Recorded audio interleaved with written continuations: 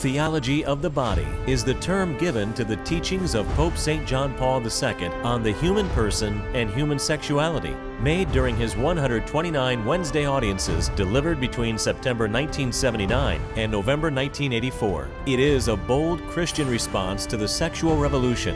It conveys the traditional truths of the faith and morals in a new, accessible, and relatable way.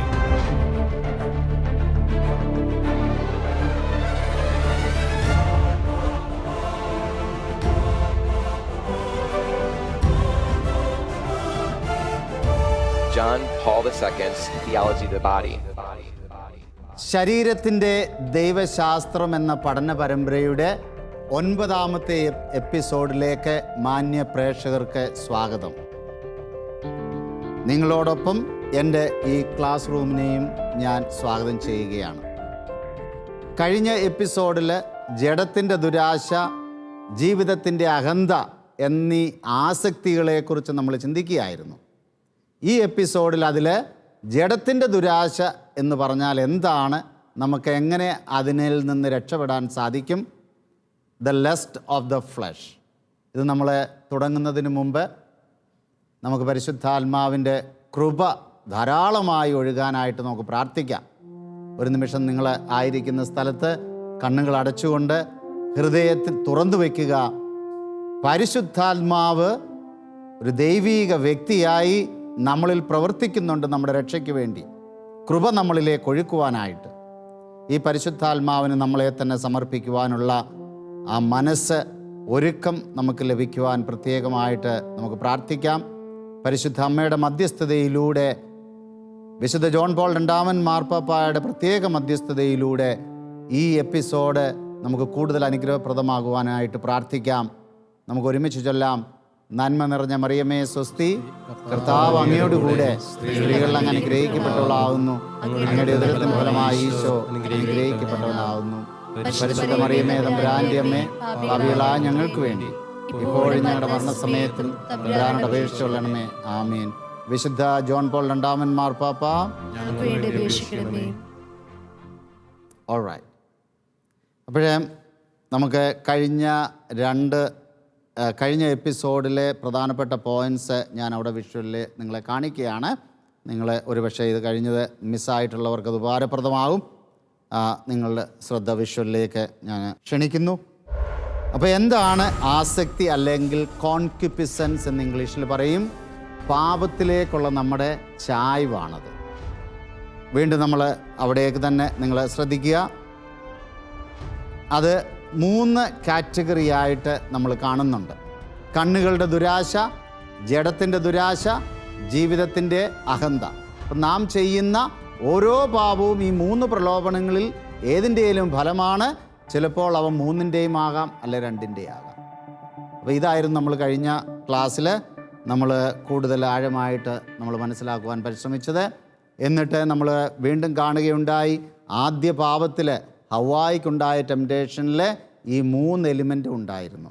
കണ്ണുകളുടെ ദുരാശ, ജഡത്തിൻ്റെ ദുരാശ, ജീവിതത്തിൻ്റെ അഹന്ത. അത് യേശുക്രിസ്തുവിൻ്റെ പരീക്ഷണത്തിലും ഈ 3 പ്രലോഭനങ്ങളും നമ്മുടെ ശത്രുവായ സാത്താൻ യേശുക്രിസ്തുവിൻ്റെ മുമ്പിലും കൊണ്ടുവച്ചു. ജഡത്തിൻ്റെ ദുരാശ, കണ്ണുകളുടെ ദുരാശ, ജീവിതത്തിൻ്റെ അഹന്ത. യേശുക്രിസ്തു അതിൽ നമുക്ക് വിജയം വാങ്ങിച്ചു തന്നു. അവിടുന്ന് നമ്മളുടെ ഈ ആസക്തികളെ അവിടുന്ന് മറികടന്ന് ആസക്തികൾക്ക് മേൽ വിജയം വരിച്ചു. ഇതായിരുന്നു കഴിഞ്ഞ എപ്പിസോഡിൽ നമ്മൾ കണ്ടത്. അപ്പോൾ ഇന്ന് ഞാൻ പറഞ്ഞതുപോലെ ജഡത്തിൻ്റെ ആസക്തി എന്തൊക്കെയാണ്, അതാണ് നമ്മൾ മനസ്സിലാക്കാൻ പോകുന്നത്. നിങ്ങൾക്ക് വിഷ്വലിലേക്ക് നോക്കാം. ജഡത്തിൻ്റെ ആസക്തി. അപ്പോൾ ഇവിടെ നമ്മുടെ ശരീരത്തിൻ്റെ എല്ലാ തരത്തിലുള്ള പാപങ്ങളെയും ഇതിൽ ഉൾപ്പെടുത്തിയിട്ടാണ് ഗലാത്യക്കാർക്ക് എഴുതിയ ലേഖനം 5-ാം അധ്യായം 19 മുതൽ 21 വരെയുള്ള വാക്യങ്ങളിൽ നമുക്ക് ഇത് മനസ്സിലാക്കി തരുന്നത്. നമുക്ക് ഒരുമിച്ച് അതൊന്ന് വായിക്കാം. ജഡത്തിൻ്റെ വ്യാപാരങ്ങൾ എല്ലാവർക്കും അറിയാം. വ്യഭിചാരം, അശുദ്ധി, ദുർവൃത്തി, വിഗ്രഹാരാധന, ആഭിചാരം, ശത്രുത, കലഹം, അസൂയ, കോപം, മാത്സര്യം, ഭിന്നത, വിഭാഗീയ ചിന്ത, വിദ്വേഷം, മദ്യപാനം, മധുരോത്സവം ഇവയും ഇവയ്ക്ക് ദൃശ്യമായ മറ്റു പ്രവൃത്തികളുമാണ് എന്ന് പറഞ്ഞാൽ എക്സെട്ര എക്സെട്ര എക്സെട്ര. അവിടെ കൊണ്ട് ഫുൾ സ്റ്റോപ്പില്ല.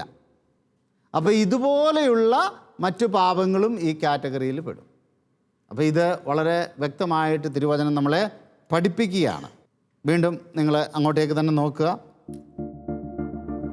ശുദ്ധതയ്ക്കെതിരായിട്ടുള്ള പാപങ്ങളാണ് മെയിനായിട്ട് ഇതിലുള്ളത് എന്ന് പറഞ്ഞാൽ വിശുദ്ധിക്കെതിരായിട്ടുള്ള പാപങ്ങൾ.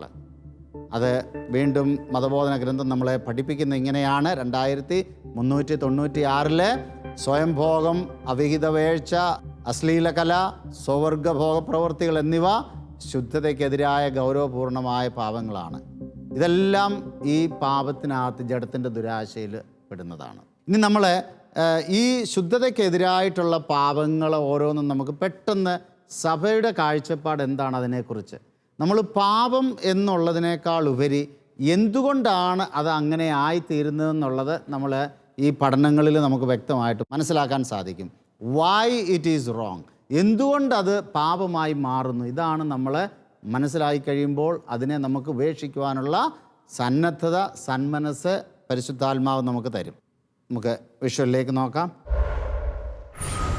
സ്വയംഭോഗത്തെക്കുറിച്ചുള്ള സഭയുടെ പഠനം ഇതാണ്. 2352 മാസ്റ്റർബേഷൻ അല്ലെങ്കിൽ സ്വയംഭോഗം അതിൽ തന്നെ ഗൗരവപൂർണമായ ക്രമം തെറ്റിയ പ്രവൃത്തിയാണ്.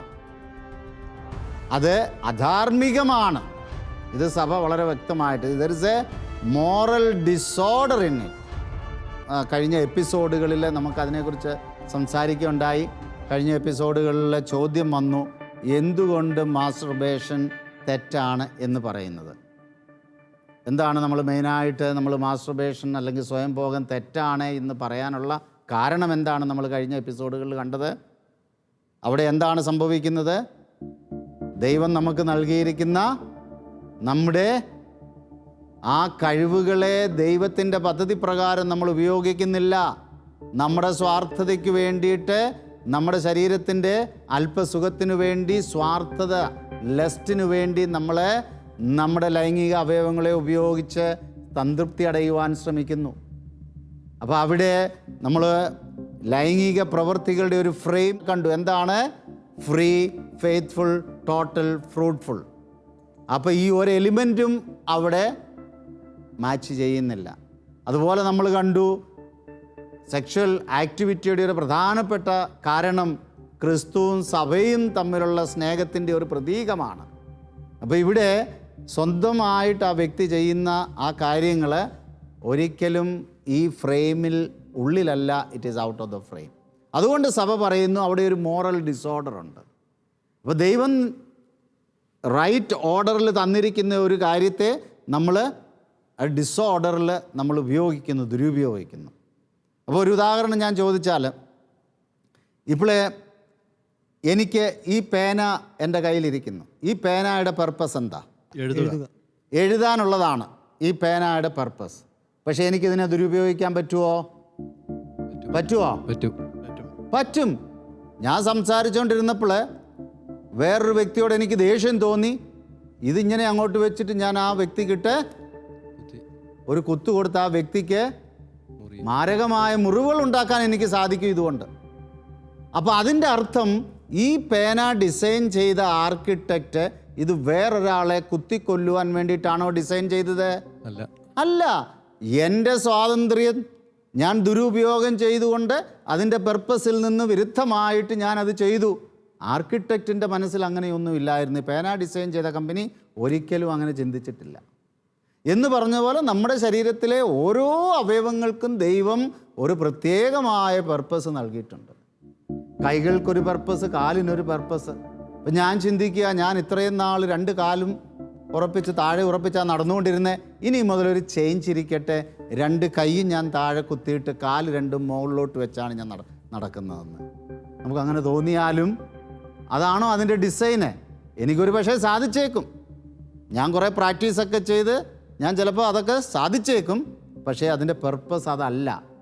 So every even genital organs, every organ in our body has a purpose. നമ്മൾ ആ പർപ്പസിൽ നിന്ന് പുറത്തു പോയി കഴിയുമ്പോൾ അവിടെ അധാർമികതയാണ്, മോറൽ ഡിസോർഡറാണ്. അതുകൊണ്ടാണത് പാപമെന്ന് പറയുന്നത്. ക്ലിയർ ആയോ അത്? Yes or no? ഓക്കെ, നമ്മൾ അടുത്ത നമ്മുടെ വിഷ്വലിലേക്ക് നമ്മൾ പോവുക.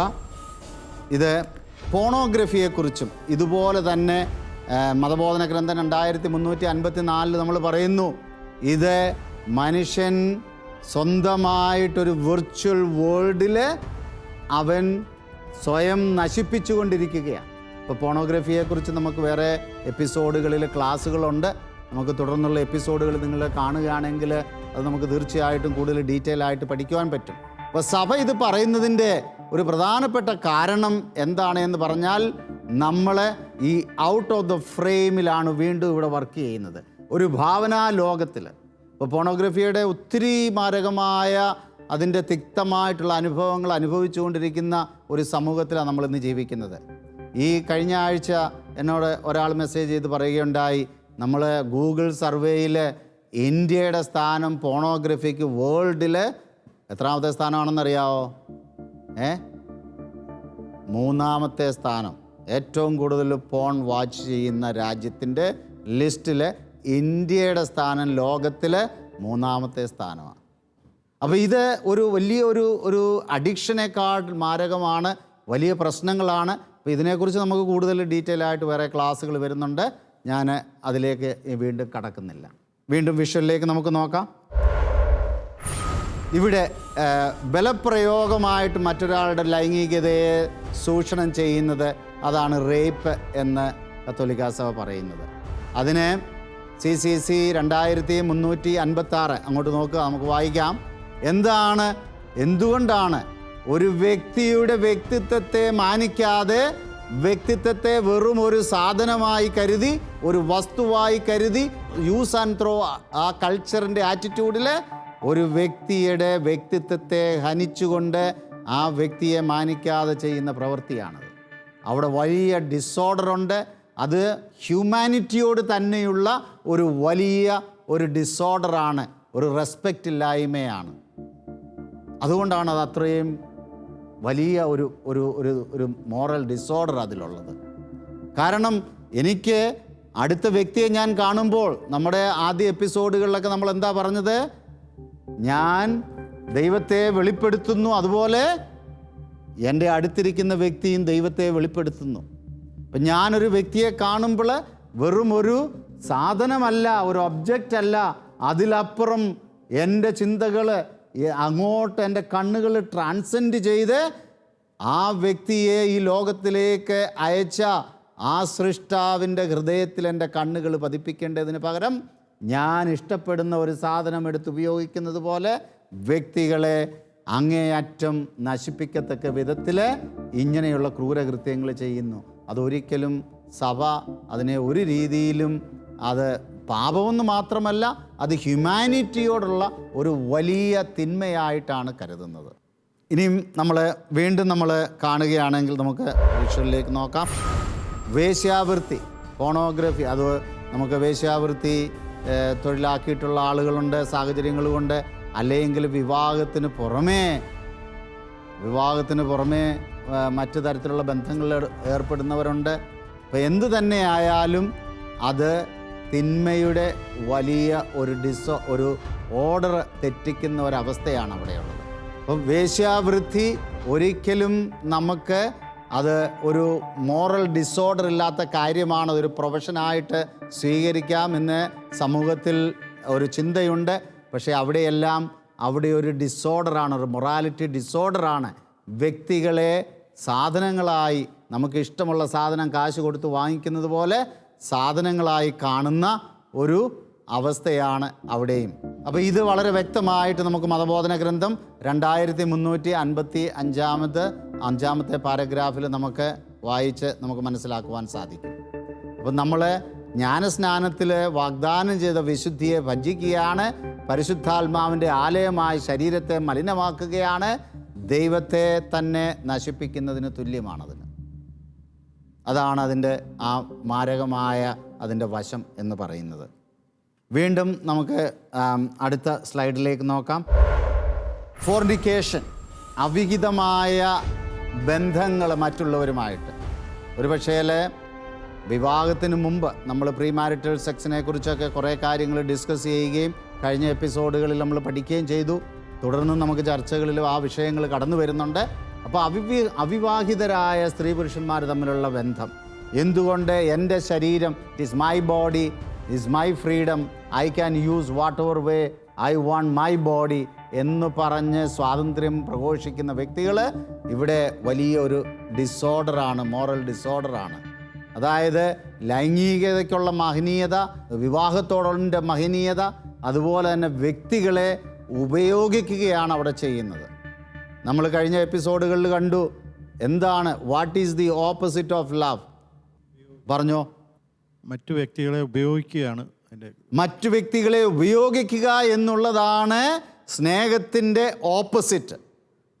നമ്മൾ കാണുന്ന വിദ്വേഷം, വൈരാഗ്യത്തിനേക്കാൾ ഉപരിയായി എൻ്റെ അടുത്തുള്ള മറ്റു വ്യക്തിയെ ഞാൻ ഉപയോഗിക്കുമ്പോൾ ഞാൻ ആ വ്യക്തിയെ സ്നേഹിക്കാതിരിക്കുന്നതാണ് അതിൻ്റെ ഓപ്പോസിറ്റ് എന്ന് പറയുന്നത്.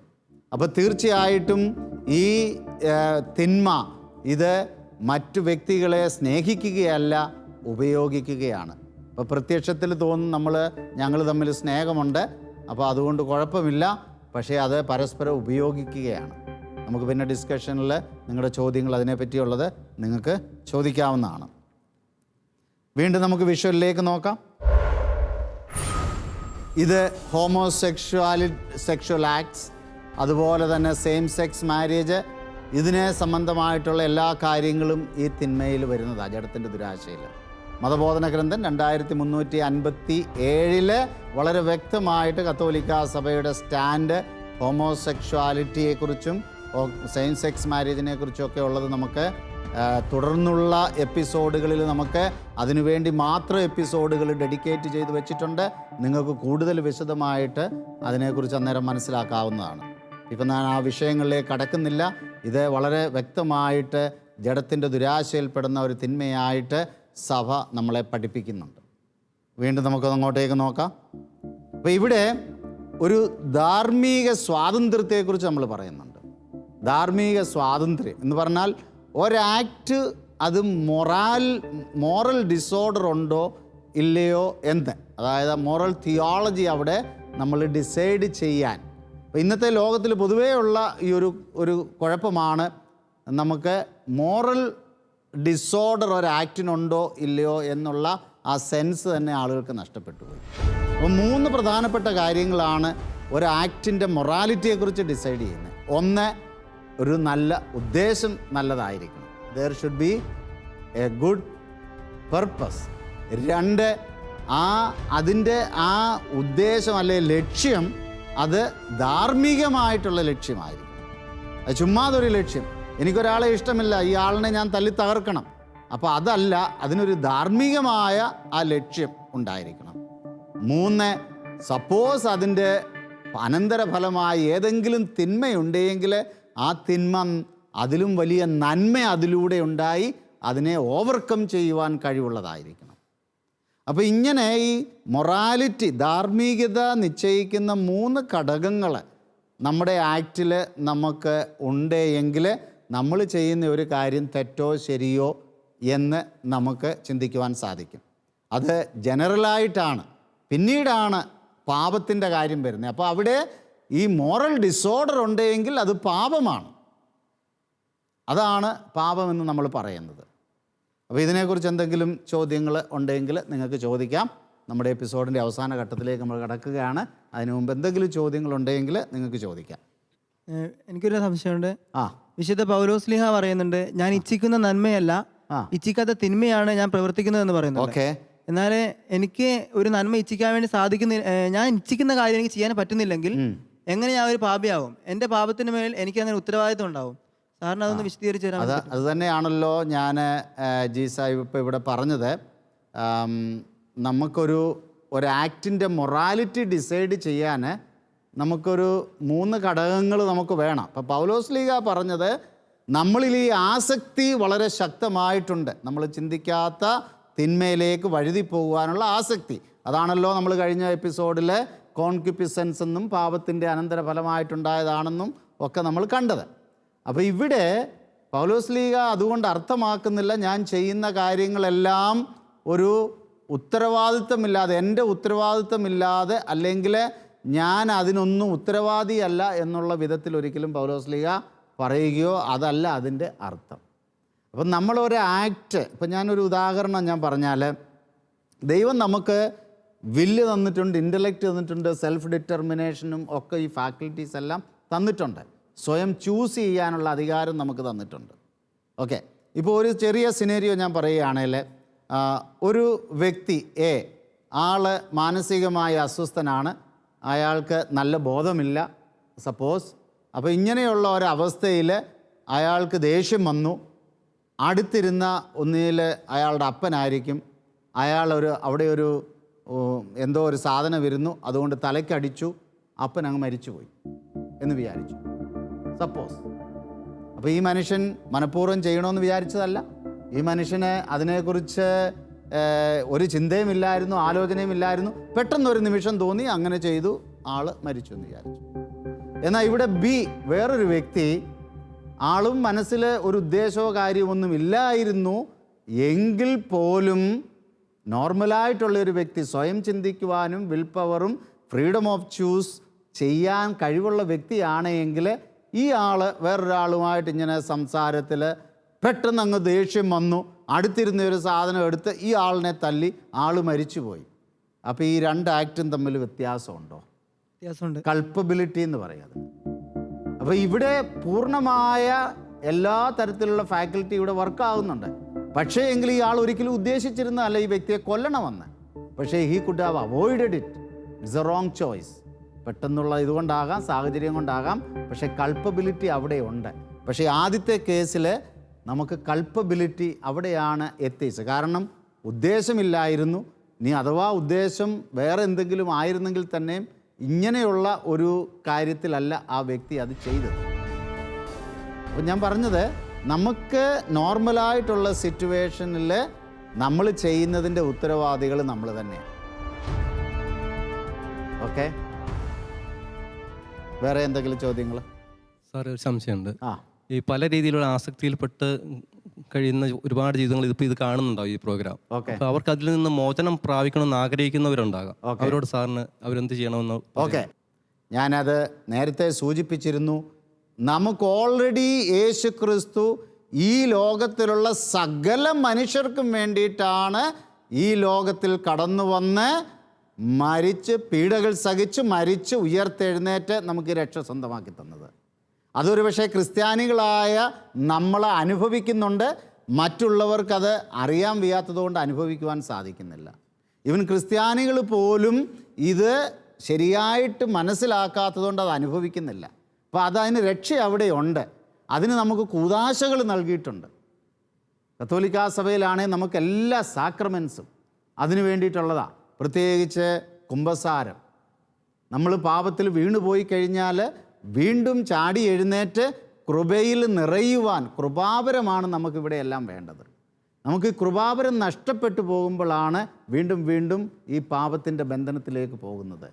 അപ്പോൾ ഇവിടെ നമ്മൾ പരിശുദ്ധാത്മാവാണ് ഈശോ ഈ ലോകത്തിലേക്ക് കൊണ്ടുവന്ന ഈ രക്ഷയുടെ ദൗത്യം ഇന്ന് തുടർന്നുകൊണ്ടിരിക്കുന്നത്.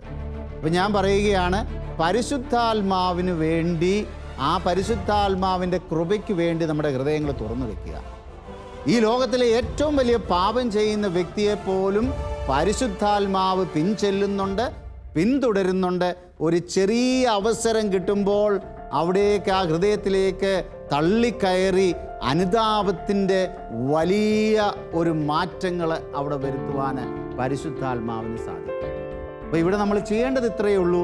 നമ്മളായിരിക്കുന്ന ബന്ധനാവസ്ഥയിൽ തന്നെ പരിശുദ്ധാത്മാവിനോട് പറയുക, ഐ നീഡ് ദ ലിബറേഷൻ. യേശു ക്രിസ്തു കൊണ്ടുവന്ന ആ വലിയ രക്ഷയുടെ അനുഭവം എനിക്ക് വേണം, എനിക്കിതിൽ നിന്ന് മോചനം നേടണം. Help me, give me the grace. ഇവിടെയാണ് റോമൻസ് 8:11 വളരെ ശക്തമായ തിരുവചനം. ഞാൻ കഴിഞ്ഞ എപ്പിസോഡുകളിലും പലപ്പോഴും പറയാറുണ്ട്, യേശു ക്രിസ്തുവിനെ ഉയർപ്പിച്ചവൻ്റെ ആത്മാവ് നിങ്ങളിൽ വസിക്കുന്നുണ്ട് എങ്കിൽ യേശു ക്രിസ്തുവിനെ ഉയർപ്പിച്ച അതേ ആത്മാവിനാൽ നിങ്ങളുടെ ജീവിതത്തിലെ മർത്യശരീരം എന്ന് പറഞ്ഞാൽ ജീവനില്ലാത്ത അവസ്ഥകളിലെല്ലാം പുതുജീവൻ നൽകുവാൻ ആ പരിശുദ്ധാത്മാവിന് സാധിക്കും. പ്രകാശേ, അതാണ് പരിശുദ്ധാത്മാവിൻ്റെ സഹായവും കൂടെയുള്ള കൂദാശ സ്വീകരണം ക്രിസ്ത്യാനികളാണെങ്കിൽ ഇനിയും ആർക്കും ഈ പരിശുദ്ധാത്മാവിനെ ലഭ്യമാണ്. ആര് ബന്ധനത്തിലാണെങ്കിലും, ഏത് മതത്തിലുള്ളവരും ഏത് വിഭാഗത്തിലുള്ളവരും സമുദായത്തിലുള്ളവരായാലും അവിടെയൊന്നും വിവേചനമില്ല. പരിശുദ്ധാത്മാവിനെ ആര് ദാഹത്തോടെ വിളിച്ച് ഈ കൃപയ്ക്ക് വേണ്ടി പ്രാർത്ഥിക്കുന്നുവോ അവിടെ പരിശുദ്ധാത്മാവ് അവരുടെ ജീവിതത്തിൽ അത്ഭുതം പ്രവർത്തിക്കും. ഇത് വളരെ സത്യമാണ്. ഇതാണ് സഭയുടെ നിലപാട് അതിനെക്കുറിച്ച്. അപ്പോൾ ഈ എപ്പിസോഡിൽ നിങ്ങൾ വളരെ ശ്രദ്ധാപൂർവം വളരെ അധികം ശ്രദ്ധിച്ച് കേട്ടിരുന്ന ഈ വിഷയങ്ങൾ ഹൃദയത്തിൽ ധ്യാനിക്കുക. നിങ്ങളുടെ ജീവിതത്തിൽ ഇതുമായി ബന്ധപ്പെട്ട കാര്യങ്ങൾ പരിശുദ്ധാത്മാവിന് വിട്ടുകൊടുക്കുക. ബന്ധനങ്ങളിൽ നിന്ന് നമുക്ക് വിടുതൽ തരുവാൻ കഴിവുള്ളവൻ യേശു ക്രിസ്തു പരിശുദ്ധാത്മാവ് മുഖേന നിങ്ങളുടെ ഹൃദയങ്ങളിൽ അത്ഭുതങ്ങൾ പ്രവർത്തിക്കട്ടെ എന്ന് പ്രാർത്ഥിച്ചുകൊണ്ട് bye bye. Jesus loves you. നിങ്ങളുടെ വിലപ്പെട്ട അഭിപ്രായങ്ങളും നിർദ്ദേശങ്ങളും സംശയങ്ങളും ഞങ്ങളെ അറിയിക്കുക. info@tobforlife.org. TOBയുടെ അടുത്ത എപ്പിസോഡിൽ നമ്മൾ പഠിക്കുവാൻ പോകുന്നത് എന്താണ് കണ്ണുകളുടെ ദുരാശ, എങ്ങനെയാണ് നമ്മുടെ കണ്ണുകളിലൂടെ നമ്മൾ തിന്മയിലേക്ക് വഴുതി വീഴുന്നത്, അതിനുള്ള പ്രതിവിധി നമുക്ക് എങ്ങനെ ലഭിക്കും, അതുപോലെ തന്നെ ജീവിതത്തിൻ്റെ അഹന്ത എന്ന് പറഞ്ഞാൽ എന്താണ്, നമ്മുടെ റിയൽ സിറ്റുവേഷനിൽ ഈ കാര്യങ്ങൾ വളരെ വിശദമായിട്ട് ഉദാഹരണ സഹിതം നിങ്ങളുടെ ചോദ്യങ്ങളുമായിട്ട് അടുത്ത എപ്പിസോഡിൽ നമ്മൾ വീണ്ടും കാണുന്നു. കണ്ണുകളുടെ ദുരാശ, ജീവിതത്തിൻ്റെ അഹന്ത. John Paul II's Theology of the Body.